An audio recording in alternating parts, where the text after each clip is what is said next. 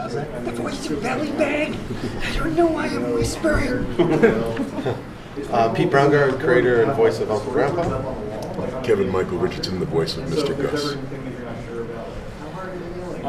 Being Uncle Grandpa is like, of course we have Adventure Time and of course regular show being a flagship or something. And you guys are growing. Do you guys feel there's we got like a competition with them, or do you feel like it's like kind of a one team, we gotta just do it together?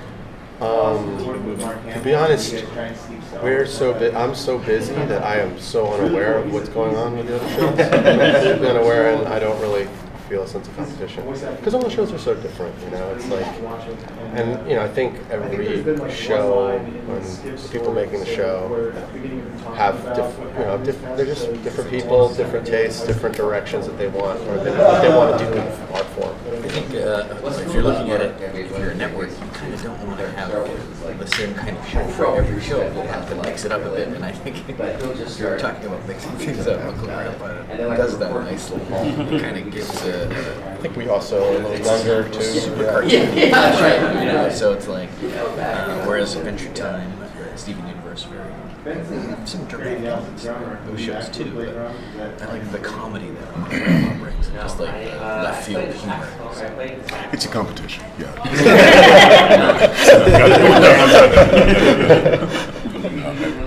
Now, do you guys actually remember the moments that sparked your interest in this industry? I mean, that you were like, oh, you know what, this movie is freaking fantastic. How do I do that? Or could you tell us a little more about that?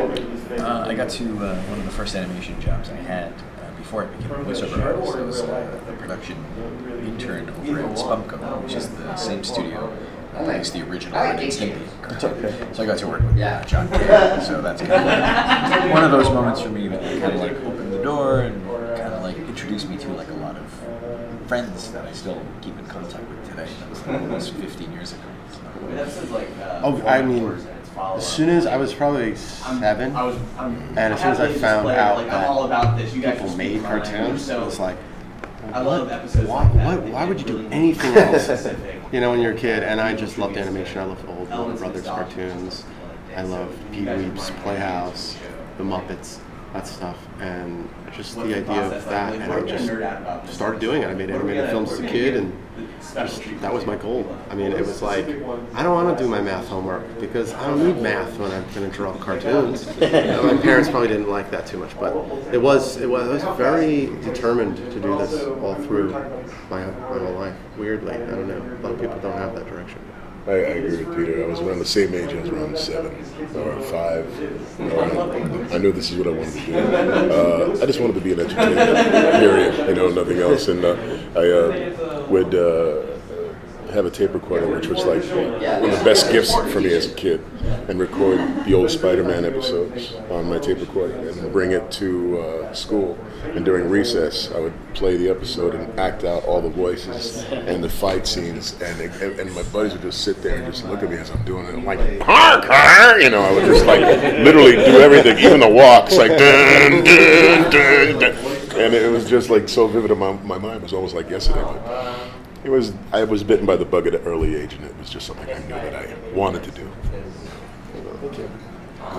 Here being with Comic Con, you're mentioning Spider-Man is a big fan. Who are your fans of? Who are your fans of like comic books? Are there people that you like to read up on about, or do you read comics, or is there anything that you guys are interested in? I'm really into underground comics. I love like the stuff from the 60s, Crumb stuff, and then even 90s Dan Clowes. I read a lot of Dan. I love, I was sort of in high school, and that was all 8 Balls happening and stuff. So mostly that Johnny Ryan stuff, Prison Pit. I like stuff off the mainstream, stuff that's very personal and has personal artistic sort of stylings to it and stuff.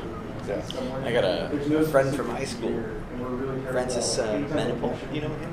I went to high school with Francis. Okay. Now he plays stuff for DC, like Flash, and it's incredible. Detective Comics. Detective Comics. It's hard to, I haven't seen him in so long, but I never seen him here, and I was here to promote a film. We were both like, what's happening? What? Yeah, Osprey. He's one of my favorites. I'm still stuck.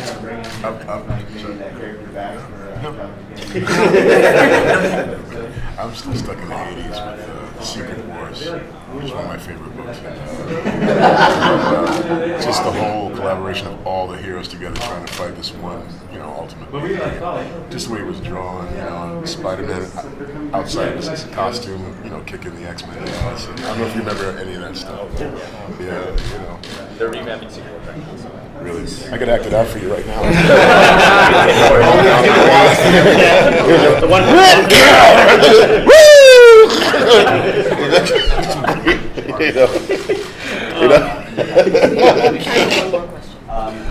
So, season 3 Yeah. announced. Yeah, yeah. Congratulations. Thank you.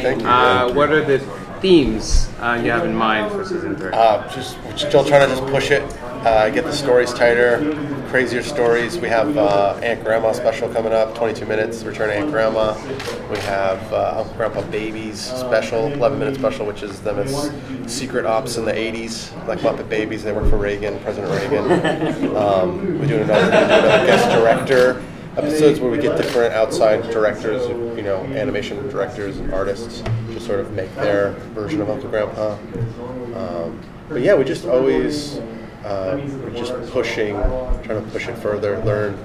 You don't want to feel like you plateaued, so you're always trying to make it go crazier, push the art styles, stuff like that. 6-episode story arc for Belly Bag. 30-pack ones. So those are the big things. Yeah, it's fun. Yeah.